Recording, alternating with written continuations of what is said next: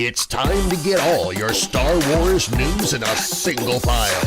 From Fantha Tracks TV, this is Good Morning Tatooine! Good morning, Tatooine. Welcome to the live stream.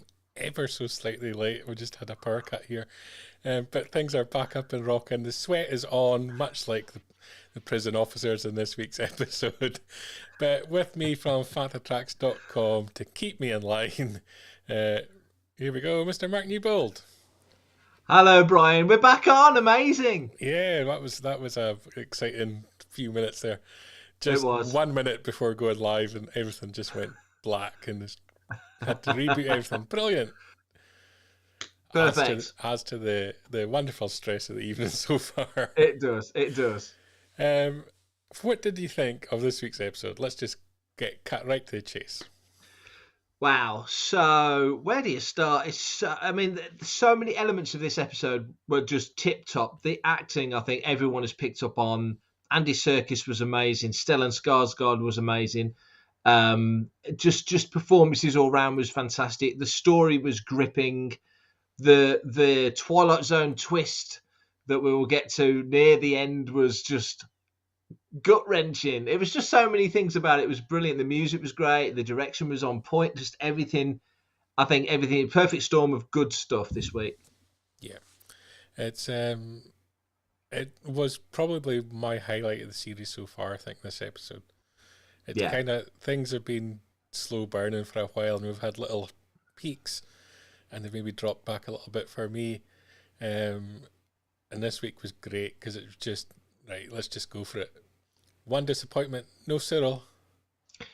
I knew you'd say that. No Cyril. Obviously, you were gutted there weren't enough droids as well as ever. But yeah. I felt for you with Cyril. I kind of thought you might feel that way. I was just hoping when they ran down that tunnel, they were going to open the door, and there was standing Cyril to stop them. That was my hold out hope moment. Him and Uncle Holdo standing at the end of the tunnel. But wasn't to be. Must be in the outtakes, Brian. Must be in the outtakes. Must be. Yeah. It's perhaps says a lot about the episode that it didn't venture very far from the prison. A huge scope of the episode was based there, and we had a few fleeting moments to move a few little plot points forward on the other planets, but nothing of huge significance, and perhaps maybe until the end. Yeah, it's interesting that, if you'd known, or we'd known, collectively known, that there was a trilogy of prison-based episodes coming up, I don't think anybody would have expected or anticipated the interest and the depth and learning about all sorts of stuff like we have. It's told, I think, in a really clever way, told us an awful lot about what the Empire is doing and what they're thinking and how they're playing their sort of game, if you like. And also this episode, and I will get into it in a minute, Luthen's progressing things, and Dedra and Partagaz are progressing things, and everybody's moving forward. Mothma's making decisions and kind of decisions are being made for her that she's probably not thrilled about, but all the cards are on the table now, so just fascinating. And Andor is almost a passenger at this point. It's weird that he's the lead guy, he's the character, and you're watching him develop, but he's not at the level that some of the other characters are in terms of what they're doing. So just fascinating stuff. Yeah, let's jump into some select images I've picked from the episode, and as we discuss the episode in depth, we can go over them. And we kind of started with poor Olaf. He's dead. He's being put in the body bag, and he's being carted away, and paraded through the room with all his co-workers, which I thought was kind of significant because the poor guy just died. His workers are all going to be, they've been around him for a long time.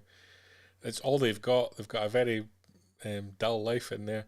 To parade his death in front of them, it's demoralising the prisoners and angering the prisoners. Really, I thought it was kind of a crazy thing to do. Yeah, it is kind of rubbing their nose in it, and it makes you wonder. I still think it's very easy to think of all of the Empire, every member of the Empire, as being kind of like Nazis, is the phrase that you kind of go for. And I just wonder, when you go down the rank and file, further down the rank and file, how much they actually know about what's really going on, and are they just worker bees that don't know the innards of what's going on? So are they aware that, nobody gets out, or is it just the top brass that know? Yeah, I don't know. I mean, that was, like you say, it's a pretty tough thing for them to see, especially with them only having 40 shifts rather to go. Yeah, and it kind of led to the little parade of his body through the workplace, and kind of led to Andor and Andy Serkis character Kino. Having a pretty much face to face, not terribly heated but stressful confrontation about what they're going to do to get out of here. Yeah, I mean, you've watched as the show's gone on, you've watched Cassian sort of get a grip on things, and I think this whole prison scenario for him, one, the injustice of, he literally was doing nothing. You think what he did at the beginning, killing the two security guards, was awful, but that set him on a bad path that's led to arguably good things. We know where it ends up, but now he's literally just walking down the beach at Blackpool, chomping on a stick of rock sort of thing, and gets caught up in this. You've watched him grow in these 3 episodes, I think, more than any of the other episodes. So him having this conversation with Kino, that at the start, there's no sense of time, really. You imagine he's been there a while. My gut tells me he's been in there a few months, probably in prison. He's served a bit of time. That there's an understanding now. They kind of get each other. That the first episode, Cassian wouldn't have spoke to Kino, wouldn't have had the chance to speak to him, but now they're talking a bit more sort of candidly. Very clever. Yeah. And great acting throughout this episode as well. I thought it was like a masterclass in acting. So many of my images are here are going to be the facial reactions, I think, of Andy Serkis was brilliant. It was, if it's not an Emmy-nominated episode for his performance on it, there's something far wrong with the system. Couldn't agree more. Yeah, seriously, it was... I mean, we want Star Wars to be good. We want Star Wars to be engaging and impressive. I think this performance, and Skarsgård as well, I've got to say, his speech at the end was fantastic. But Andy Serkis, outstanding, and sort of stands beyond just the realms of being good within Star Wars. I think it's good just as a performance, like you say. Yeah. And as we carry on going through the episode, you see there again, you talk about the range of emotions in his face.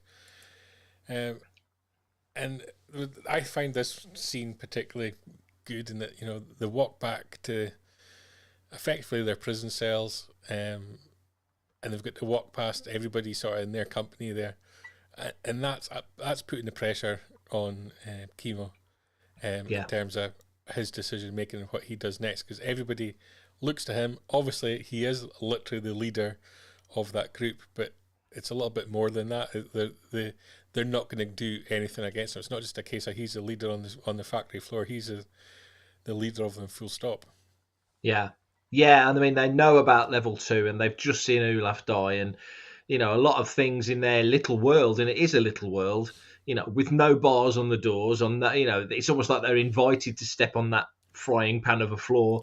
It is pressure. It's pressure without overtly being said, but he feels it. And as you say, there's no mistake or no accident that he played Gollum, because he's got such an expressive face. And of course, he's always going to be Gollum. You're always going to think of that, but you kind of forget it when you're watching this. You just get wrapped up and engaged by the character. He is, like you say, so expressive. It's just perfect. It's brilliant. And you could see him there in his cell on his own, staring into, I guess, the refresher unit, you would call it, in Star Wars, and you can see the anguish, the emotion in the face. It was brilliant. I just throughout the whole episode, he was fantastic. And we kind of flipped back over to the Imperial side of things, and we kind of got a little bit of an update on their hunting down of Axis, or Luthen Rail as we know him better. one of the few scenes really taking us away from the prison in this episode. There wasn't too much ventured away. No, but it was key, wasn't it? You know about this whole Anto Krieger thing. We know that Saul doesn't have much time for the guy, that he's becoming, almost without knowing it, becoming a sort of a not but kind of a patsy. He's a pawn in a larger game that doesn't know it. And at this point, Partagaz and Dedra Miro and the other fellow whose name evades me, but it'll come back to me in a minute. Setting up the whole thing, investigate, don't pretend it hasn't happened, got to make it all look normal. It's just everyone's playing games, and it's just how it's all going to cycle together. It's fascinating. Yeah. And we came back to the prison. It almost felt like he wasn't going to make a decision. He wasn't going to lead the breakout. Things were going to go back to normal a little bit, it seemed, for a moment. And from there, we jump back to Ferex. Some new characters kind of introduced to further the plot a little bit there. And also a familiar one as well, watching on. And it was kind of, I don't know if it was a necessary move to move away from there. It kind of felt like they should have focused more on the central prison story and just let that flow. A little bit of a distraction from the core there. I didn't think was particularly necessary. I get that. I think, and it was fairly brief. You were maybe away for, I don't know, 30 seconds. It wasn't long, but I just think that they're trying to reinforce the fact that whilst Cassian's trapped, he can't help his mother, and her orders, and on the order of Luthen was, we've got to tie up our loose ends, and Cassian's a loose end, so he's wanted. And if the mother, we assume that the mother Marva's going to be used by the Empire to lure him in, because Dedra kind of says, leaving her in place because he'll come back for her. I think Sintra's thinking the same. He could come back home at some point if he, now he's out. Maybe he will. I don't know, and could find a whole bunch of people waiting for him. Yeah. And we then jumped over to Coruscant, and we got introduced to Davos Skulden, who sounds like a shady businessman with a name like that. And it appears that he is indeed a shady businessman. Richard Delane it'll be familiar to some people. In the UK, he's been on quite a few different things. Argo, I think, maybe people maybe know him best from. Nice Star Wars connection there. Yeah. And interesting character. And an interesting play against Mon Mothma. Yeah, I really enjoyed this scene. For a number of reasons. Tay has tried to sort something out for Mothma. I think he's reading what she's saying as, I can't get my hands dirty, but if you're prepared to get them dirty for me, I'll kind of go with it. And this is the best option. And I know a lot of people think that he's going to turn on her. I'm not sure that he is. I think he's a legit, straight down the line old friend who's trying to help an old friend character. I'd be kind of disappointed if he turned out to be, playing her. I don't think I think she's too savvy as well as a politician to not pick up on that. But this fella clearly, just the whole conversation, you'll appreciate this as an accountant, Brian. This whole conversation about we can bundle up the money so nobody can see what's going on, and it's your money. You should be proud of it. It's your family wealth. I thought he was a pretty solid kind of guy, I thought you might. And, that whole sequence, and then of course bringing in the line about the daughter. Well, of course, Mon Mothma got married to Perrin at 14, betrothed. Our earthly 21st century idea of what a marriage is and what a Chandrilan marriage is probably completely different. So we can't transpose our disgust at a teenage bride onto these characters, because it may not be the same thing at all. But nevertheless, she's not keen on marrying those families together. Yeah. And another part of it I always take it as, this is a long time ago in a galaxy far, far away, and it wasn't that uncommon for arranged marriages, and for those arranged marriages to be fixed at a very young age between the two families as a power play. And you still see it in parts of the world today in certain cultures and so on, that certain families will promise their daughter to another family and so on. And so, yeah, you're a wee judge. But yeah, she's not particularly enamoured by the choice, I don't think, is she? Or No. the potential. And actually, probably more upset with the fact that the son would meet the daughter, probably because she knows what like the daughter is.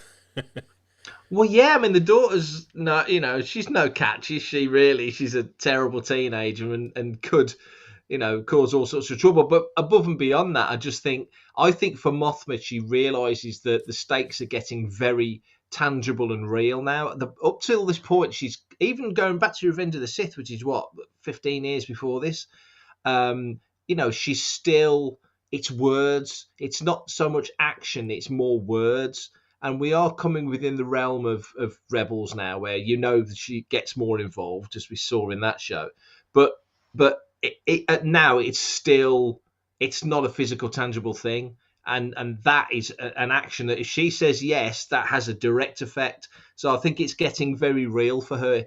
I'm wagging the air quotes. It's getting very real, and it's kind of scary when there's people like Luthen who's really starting to gun it now. Yeah. And he doesn't take the rejection particularly well. So we'll see. I don't think he's going to disappear. He's now kind of got Mon Mothma in his pocket a little bit. Yeah, he's totally got her over a barrel, and they all know it. I mean, Tay clearly knows him. I don't think he quite knew how that would all fall down and come and sort of play out. Mothma's playing it so close to the chest, but he says he likes the straight down line honesty, and clearly that's a Chandrilan thing. So their sort of curt formality is probably quite correct for their society. So I don't think there's anything out of bounds there. But yeah, he knows she's rattled, and when she says what she says at the end, he says, "That's the first time you've lied to me." He's got the measure of her. She hasn't quite got the measure of him yet. No. Staying on Coruscant, Luthien, and I'm going to say Kayla. I get her name wrong every week, but I think Kayla's right this time. It was the first time I've got it right. Well done. They have something of a bit of a heated exchange. Things maybe not so rosy in the Rebellion Garden. There's certainly tensions amongst them all, and I think that's probably driven by the pressure of the situation. Yeah, I mean, we've seen her go out and about. In fact, me and Matt know exactly where she went for that meeting, funny enough. But, she's out and about doing her thing. We don't know yet, because it's not been shown or verbalised, whether Luthen knows the meetings that she's been having or what the play of it is there. But, yeah, clearly they're both, like you say, they're both rattled by certain events. And now he's, he's talking about going on a meeting, which we see later, and they're all. There's a lot of uncertainty at this point. They don't quite. I don't think any of them know quite how to. They're waiting for the other shoe to drop. They don't quite know how to play it. None of them trust each other. I think that's for sure. And they've all got their own agendas, and I think that's kind of where we're at. Yeah, definitely. We go back to the prison, and Cassian is mucking about in the toilets during a toilet break. Something like that. Yeah. And his role in the breakout that they're going to go for is basically to flood the area. So much like back in your school days where someone would jam toilet roll in the sink and then flood the toilets so we could all get an early break. Cassian's doing much the same in the prison, causing huge amount of water to spill out and flood the floor, which becomes quite an important feature as part of the breakout. It does, and I wonder whether that was a consideration when they made that plan, because you saw him do it either last episode or the episode before when you see him chiseling away, sort of Birdman of Alcatraz style, sort of chiseling away, and he was doing that on the QT, on the quiet, so nobody else saw. Now it feels like they're all in on it now. His people, they're all in on it, so they're just letting him crack on. There's no issue, and as you say, when that water starts pouring in, I'm curious to know whether that's real water or CG water. I would love to know. I thought you were going to ask what kind of water. What kind of water? But like you say, that plays a massive role. So I think above and beyond it being a distraction, they're on the ocean, so there's water all around them. It's a hydraulic system. Above and beyond that, yeah, electrified floors and water don't mix. Yeah. Yeah, Matt's imagined I jammed up the toilets. Yeah. I'll admit it now. I was one of those people. A couple of guys from Cassian's table as well. They're all in it. They're start a fight in order to attract the guards, I guess. Yeah. And that kind of leads to the guard is bringing the new guy in. He gets a reaction. They try and stop the fighting. Everyone starts kicking off. And it becomes chaotic very quick. The leader of the pack, not quite sure what he wants to do yet, I don't think. He's still kind of hesitant, still in two minds. Yeah. And guards all start shouting at each other because they're all under panic, because I think it's been something that's been emphasised over the last couple of episodes, is that they're hugely understaffed for the number of people. And so I think they instantly know any kind of pressure on them, and they're not in a position to cope particularly well. No. Fight kicks off, new guy kicks off with the guard, and the tensions really start going. The water's still flooding in, and eventually the guys all realise, get up on the tables, avoid the water. Not all of them are lucky. Yeah, standing your tiptoes, not going to help. No. And eventually the lights go out, and time for him to shout "apes fight," but he doesn't. Yeah. Yeah. And bodies everywhere. Everybody's racing to get out. They're throwing bits of mechanics everywhere at the guards, and it's just huge chaos.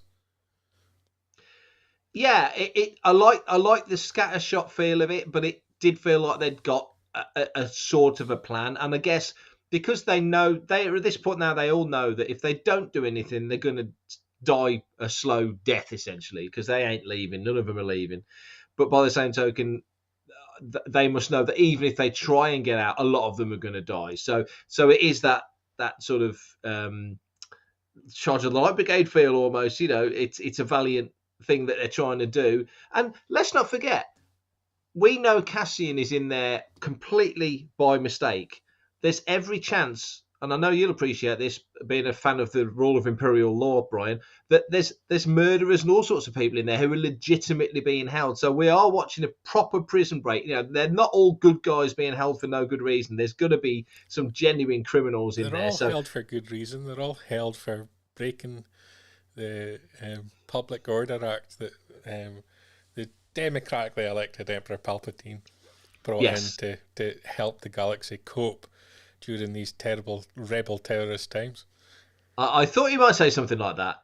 And let's you're not wrong. Forget that Cassian is there for a reason. He's there for displaying possible force powers, was one of his charges.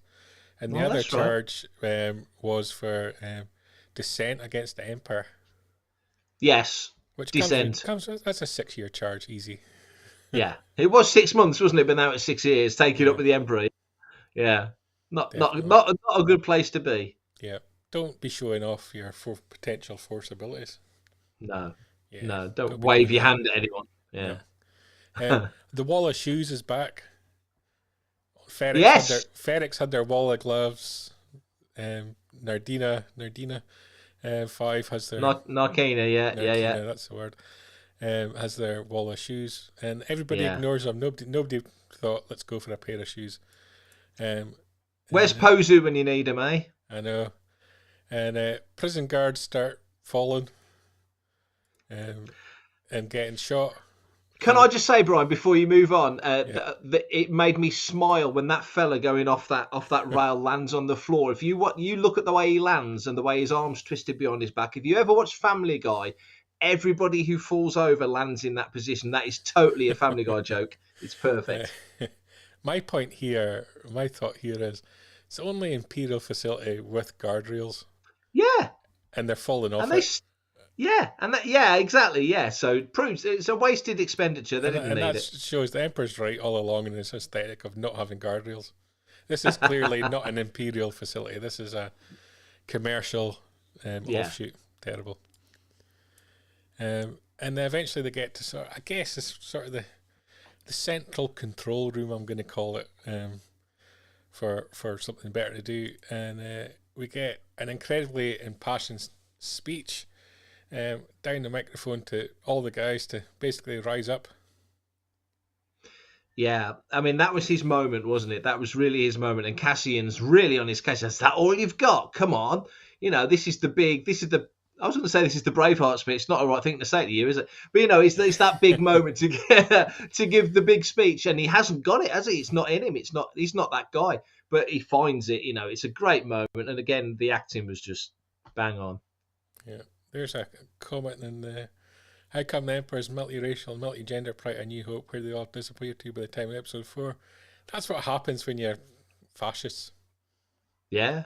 There you go. That's the reason. Yeah. It's a good question. Again, brilliant series of acting. Yeah. Causes all the rest of the guards to rise up across the entire unit. A lot of fun, a lot of action sequences going on, which was great fun to watch. Tearing their way through the facility. A lot of these set pieces, obviously, we've all seen before, so great use of them again. Yeah, and the whole one way out chant was brilliant. So that I enjoyed that as well. Yeah, and the guards kind of hide from it all, and that guy's got the sweat on like I had at the start of the show. And they kind of hide behind the door. So yeah, this kind of sums up. They're not there for the fight. No, totally not. No, and I had a conversation with a friend at work about this, and he thought it was all silly, and he said it made no sense. And where the Stormtroopers and the TIE fighters, and they'd blow them out of the water, blah blah blah. I said no, they wouldn't. Their big weapon was that electrified floor, and as soon as that floor went, they were screwed. And the knowledge that there's never more than 12 guards on a shift. I mean, how many shifts are there a day? How many guards? You'd think if there's 5,000 prisoners, there's maybe a couple of hundred guards, maybe. I don't think there's probably even that many. So just the way it's set up, it's the arrogance. It's exactly what Cassian said. They don't expect you to walk into their house and steal their food. It's exactly what he said. It's playing out in this. I wonder how committed to the cause are they? Are they truly imperialists? Or are they just there for the payday? Yeah. It's kids wanting to get. It's Luke joining the academy to get off Tatooine. It's that 1,000 times over. Yeah, and that's the point everyone seems to forget. That was Luke's ambition, was to join the Empire. Yep, that's what he's thinking of. He's looking at the twin sons, all this arty-farty stuff about dreaming of a better. No, he wants to fly a TIE fighter and got a nice education at university. Then joined his father at the top of the family business. But no. Eventually, the prisoners, they all kind of escape. They run down a big exit. And light at the end of the tunnel, it would appear. And some of them take the big leap of faith into the water. They're away. This is their chance. Andor kind of realizes that not everyone's moving forward. And of course, he kind of realizes, I can't swim. I can't escape. Yeah. It was honestly, it was the Twilight Zone twist. Not that level, but you know what I mean. It was that gut wrenching. Oh my God, he's put it all on the line. He wants to escape, and he's kind of been persuaded to follow, the moment and go for it, and then gets there, and he must have known. I mean, he knows they're on water. And maybe all along he's hoping maybe there'll be a skiff, maybe there'll be a vehicle, maybe there'll be a way I can get out of here. But when he gets to the edge and just freezes, and what do you do? I mean, the coast it's clearly about a mile away. He's got no idea what's in the water, and just that moment. I mean, Tony Gilroy was interviewed by a Hollywood Reporter, I think it may have been yesterday, and said, well, you don't see him die. Shrug of the shoulders kind of thing. So you don't see him dying. A lot of them you don't see, and many of them die. So who knows? You see a load of them swimming the wrong way when they come out the other side of the technically, installation. But technically, you never see Cassian die. no, that's true. That's true. But you do see Darth Maul get chopped in half. But hey ho. Yeah, but that doesn't kill him either. No, Um, just a flesh wound. poor Cassian gets bundled off the edge, and some of the rest of the guys, they make the jumps and swim for it. It kind of looks like the triathlon when you're watching the Olympics. It does a bit, doesn't it? I mean, there's a good number there. I bet there's got to be 50, 60 bodies there, and they see a similar amount going off one of the other ones, presumably swinging around to head towards land. But it'd be interesting to know how many of those make it to the shore. Yeah, not many, I imagine. No, because it's a good distance. Yeah. And then we get the plot twist of the episode, I guess, in many respects. When we learn that Supervisor Lonnie Young, I think his name is, starts going down into the depths of Coruscant. You would call it level 1138, maybe. And for the first time in a long time on Andor, you actually get quite a range of aliens characters, which I kind of enjoyed seeing.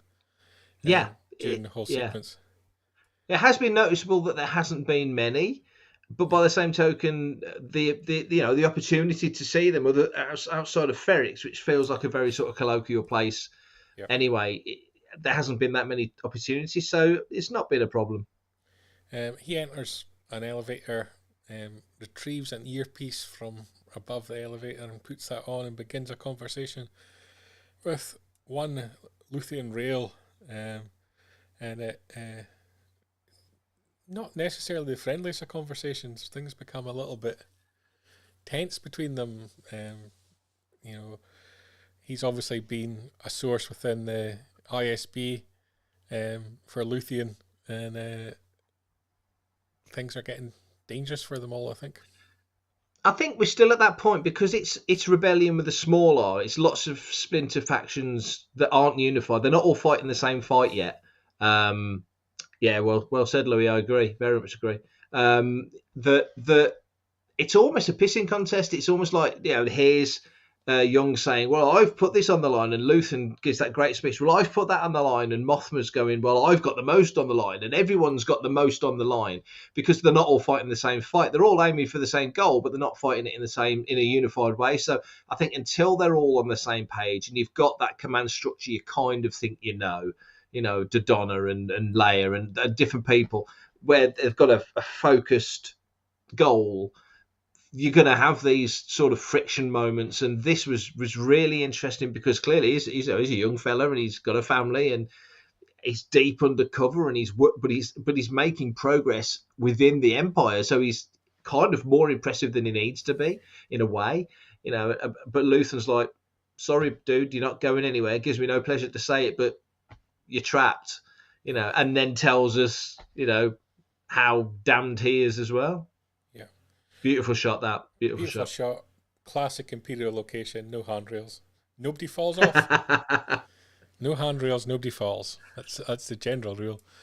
Totally. At the other end, he must have thought about pushing him off. They come face to face, him and Luthian. Another great acting performance by Stellan Skarsgård as well. Just showing their the value of having these big name famous actors in these roles, and I appreciate that they're bringing in some actors into the series that we're maybe not so necessarily familiar with, and I enjoy that as well. But you just the level of the acting performance here, and in the episode previews with Saul Guerrero as well was just phenomenal as well. Oh yeah, that was heavyweight boxing level of interaction, those two. But this speech, Tony Gilroy said that you're going to look at Rogue One in a different way, and I think you don't just look at, or you won't just look at Rogue One in a different way. I think you'll look at everything after this in a different way, because this, he actually says it. To defeat our enemy, we've got to fight just like them. We've got to be as bad as the Empire to beat the Empire. And he says, it's the Moses speech. I'm never going to see the promised land. This isn't my sunrise. This isn't. That's not why I'm doing it. I'm trying to build a better future. But I know my soul's damned. I'm not going anywhere good after this. It was very on the line. I mean, it's obviously a speech for Lonnie as well, because he's got to motivate him to stay the course and not bail and move out. But still, he's giving you a lot there. I'm going to compare it to Just Stop Oil in that people support maybe the cause, but not the methodology and how they get there. Yeah. And I think that can perhaps going to be at the end of Andor what we're going to feel about the rebellion. Maybe respect the cause, but you know what? That the way they got there, they're not necessarily the good guys. It's great. I mean, Rogue One was kind of grey, and this is really sort of heavily underlining the fact that to do these, Star Wars is easy to love. It's a kids' film. This is a grown-ups. The underpinning of it is very deep, and we've spent 40 plus years really thinking about the nuts and bolts of Star Wars. And this is showing us that, like exactly like you said, we might not end up liking our heroes as much as we think we do. Yeah. And after this fantastic scene, we then headed back to the prison planet. They're on the run, and we get this dramatic landscape behind them. You can see the searchlights on the horizon. Cassian's there. He's got one other guy with him. And they're making their way through. Yeah. And the kind of episode kind of ends with them there mid-escape. Don't know what's going to happen to them. Another fantastic real-world location, and we were kind of lucky to be there. So I'm going to try and play this video if I can. Let me try. Visit that site early in the year. Matt Booker does our social media over at Fanta Tracks on Instagram and Facebook, Twitter. Was able to visit that location, and you can kind of see the quarry there. Middle Peak Quarry near Matlock in England. And, so you can see the huge difference between the way it's presented on screen and how it is in real life. It's crazy. That's about 30 miles from me, probably not even that. And it's as far as I know, it's the only footage of any Star Wars thing shot in the Midlands. Because I think Puzzlewood, I don't think that's in the Midlands, but nevertheless, it's very cool to see that. And whoever location scouted that was really thinking about what they needed and what they wanted, because that's a beautiful part of the world, by the way, Matlock. Lots of good chippies up there. There you go. Is that where Binley Mega Chippy is? Yep. Is it? There you go. See, I'm down with the kids. I know about these things. People must know Binley Mega Chippy if you haven't been on social media this year. And Matt's just saying he was there June of last year, so round about. There you go. Not long after they shot there, probably. Or 2021, I think he means, but yeah. Louis throwing out a prediction here. Thinks Andor's going to go to Luthien with Son and go to save Bix. Mon's going to get exposed in the finale and go on the run to lead the rebellion. I'm not sure yet. I think a lot of that may happen in Series 2. I think Mon Mothma's going to be under a lot of pressure at the end of the series, but maybe not at the breaking point yet. I think you need to keep her in the Senate, because there are other. You see it in Rogue One, the big round table indecision scene, when Jyn walks out and says, "Oh, they're not going to go for it," and then Cassian's ready with the guys. You need to see a lot of those guys come in. You need to see the rebel Senate, if you like, that are still stymied by indecision, even way down the line, a few weeks before A New Hope. So, yeah. Oh, there you go. The quarry next door to that one, Medlock Quarry, I think I said it was. Mission Impossible film next door, the train drive off the bridge. Didn't know that. There you go. That's another interesting fact.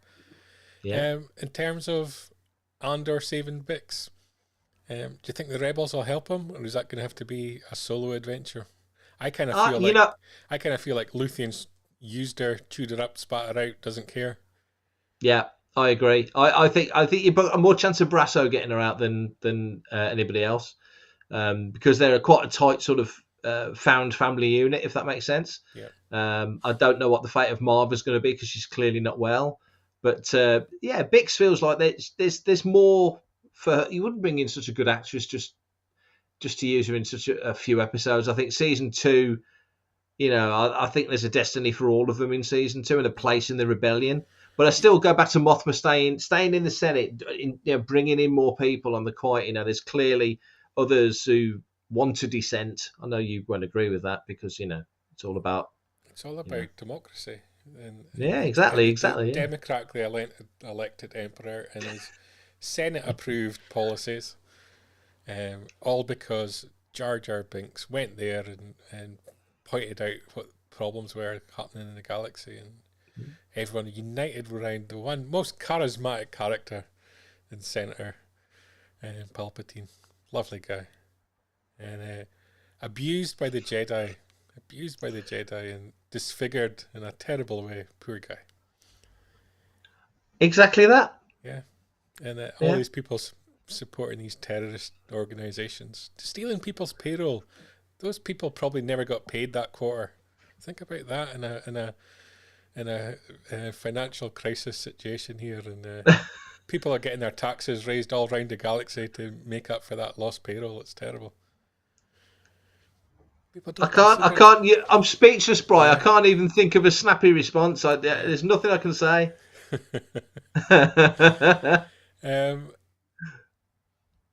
What do you think's going to happen in the next 2 episodes? Where do you think it go? It kind of feels like we're going to go back to Ferrix. Andor's going to get dragged in there, and it feels like it's going to be an Imperial trap of some description. But Cinta's there. Is she going to be perhaps as the savior that pulls him out of a potential dangerous situation?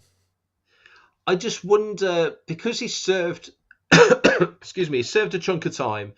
I wonder whether when he gets back, Marva's still going to be around. Yeah.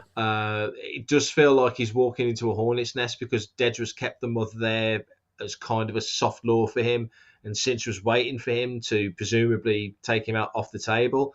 So it's a dangerous place to go back, but I feel like he's got to go back. I can't see why he wouldn't go back. But I don't know. I mean, we've got 2 episodes to go. I can't believe we've had 9 weeks, 8 weeks of this, 8 weeks already. I do think you'll probably have more. I don't know what action you'll have, but I feel like you're going to have some sort of action climax. They do allude to it being like a 2-part finale. But there's so many people. Cyril, your buddy Cyril, he needs to come back into it, and everybody else has kind of been pretty well served in the last couple of episodes. So Saw Gerrera, I think maybe there's potential for him to come into play a bit more. I'm just willing. Nobody's talking about is Andor going to go back to Blackpool Pleasure Beach to get his money that's hiding above the shower. That's true. Poor Windy that's still sitting there waiting on her pizzos. Yeah. She's probably starving by now. Yeah. It's been months. Yeah. So he's got all his cash is there. Is he going to go back for that? Cyril is going to be running out of Cocoa Pop soon. Is he going to kill his mother? Yeah. Hopefully. Yeah. He's going to put her in. He's going to put her in the food processor. You're going to his little. Turn her into little chocolate balls. Little Edie balls. Yeah. Yeah. Definitely. Yeah. Makes sense. Oh yeah. Yeah, so I'm kind of interested. I'm not entirely clear where it's going to go. It kind of feels like Cinta's going to be Andor's savior. Bring him to Vel, and she brings him to Mon Mothma in some kind of weird kind of circle that's going to drag them all back around to Luthien again. And it's I wonder if Mon Mothma's breaking point comes when she's lumbered looking after Cassian Andor on the run. Could be. I mean, it just feels like with Cassian being in prison, that's really a mega instigator pushing him further down the line of where we think he needs to be. I think with Mothma as well, if she sticks around in the Senate, I kind of feel like not that I want to see. I mean, I don't want to see Vader in Andor. I don't think it's required, but I would kind of like to see Palpatine purely for the political aspect, not Force or Sith or any of that malarkey, just politics. I think it would make sense if you see him make an address in the Senate, as long as they make him look like he did in Return of the Jedi and not like he looked in Rise of Skywalker, like they did in Obi-Wan, because that was, I don't get that at all. That made no sense to me whatsoever. But nevertheless, I want to see him. But just want to hear what he says, to Could he hear be how Cyril's he would. uncle? Sorry, Could he be Cyril's uncle? Uncle Harlow. Yeah. Huh. I'm wondering if, I don't know what General Partagaz's first name is. I don't know if they've said. It would not surprise me one iota if he was Harlow Partagaz or something. So who knows? Who knows? Could be. It's a mystery that's going to have to get solved at some point. They better. No, none of these mystery boxes that never get opened. I want to know everything. Yeah. Deidre. Yeah. What can we expect from Deidre in the last 2 episodes? Well, it's Star Wars, so I think Deirdre is Cyril's secret sister. No, I'm joking. I think she's working her way up the ladder, and the guy that she kind of ousted, the other sort of superintendent, or I forget the guy's. Doc Brown from Ricky Gervais. There you go. Well done. Yeah. Equality Street. That's it. Yeah. I kind of think he's going to come back into it. I think he'll sort of roll back into it at some point because he's obviously had his nose put out of joint. He was a rising star, and Dedra's now got the attention of Partagaz. So I feel like he's going to come into it because he sort of saw it with Lonnie when he suggested in this episode about, don't ignore the dead pilot. We would go in and check it. That's the normal thing to do. If we don't, it draws attention. And you can see Dedra kind of looking like, you slimy swine, you're stealing my thunder here. And they're still that competitive. And that's how the Emperor likes it. We know from the old days, Matt, I know, used to love it, Kana Jax, the whole Crimson Empire thing. The Emperor would set these guards against each other. Only the fittest would survive. And it feels like that's an Imperial trait. So Partagaz will quite happily let these kids squabble until the strongest one, leaves the nest and moves up the ranks, and the rest of them then, back on cleaning duty in Sector 47 like Finn or something, So it's dog eat dog. And last one, because it's the one thing that the whole series was based on, and it's the one thing we've all forgotten about, Cassian's sister. Yes, great point. Had literally not even been in my head. I do, yeah. I mean, Marva said to him when he left, forget about your sister. She didn't make it. She's not alive. But that, I don't think any of us buy that. I think that's a cover. I think she's become somebody else. She's moved into different circles. She is still around. I kind of thought she was Cinta for a while. I did. I'm kind of wondering now, could she be Cleela? Yeah, that would be interesting, wouldn't it? Yeah, that would be very interesting. That would give some logic to Luthen being so aware. I mean, it's wheels within wheels, isn't it? I mean, we could spitball a dozen ideas, and I just think because Cinta's last name's Kaz, I just think okay. But Cleela makes an more interesting story, I think. Yeah, she does, and she's clearly very capable to be in the position she is with Luthen. I don't know, just Cassian kind of coming onto the radar when he found out that Bix had been the only person that had used Pax radio system. She was the only one that used it. So there's just lots I'm sure if we sat down and worked up all the threads, like Horrible Bosses style with it all on a corkboard, we could figure it out. But I'm kind of happy to let it come to me. Yeah. We spitball this a lot on Making Tracks. We've got episode 10 review coming out later in the week, and I'm sure we'll talk similar nonsense because me and Mark are really good at talking nonsense. What else have you got coming up on Making Tracks? Let's promote it whilst we're here. Yes, let's. Tonight as we speak, we had we were fortunate enough to be invited onto 2 virtual round tables. So one with the costume designer Michael Wilkinson and the production designer Luke Hull, and also TJ Falls from ILM and David Accord from Skywalker Sound. So that's out now. That came out tonight. And it is the 2 round tables as is. Hopefully within the next couple of days, we will have our reaction chat for this episode for One Way Out, but also tomorrow, and I've nearly finished editing it, so it will be out, is the latest episode of Planet A with Claire and Johanna, which they get a little bit political, which is rather nice in Ben Elton style, so that'll be fun. And lots going on. We've always got stuff piling out at the moment, so we've got loads on the go. It's Start Your Engines as well next Friday, so that's a week tomorrow, so we recorded that yesterday. And we shall reveal very soon what vehicles we talk about on that one. But it was me. Well, you're on the ball. Me and Paul Naylor getting into starships and vehicles and all that good stuff. Excellent. I'll be back next Friday, not the Thursday. Next Friday for Andor episode 11. We're getting near the end of the series. Give you an extra day to chew over that episode. Join me Friday night, 9 p.m. Before then, I'll be back on Sunday with Paul Naylor. We'll be going over all the news from this week. Exciting news, apparently, about Studio Ghibli. Ghibli, is that how you say it? I don't know anything about anime. Studio Ghibli, yeah. I'm going to have to learn this before Sunday. Apparently, this is huge news, and don't know. But yeah, I'm going to have to learn a little bit about that before Sunday. That's the news that broke today, if you haven't already heard that.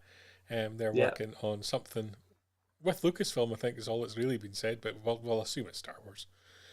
And I think it'll be awesome. Whatever it is, it'll be awesome. I think it's going to be something connected with Star Wars Visions Season 2, I think. So,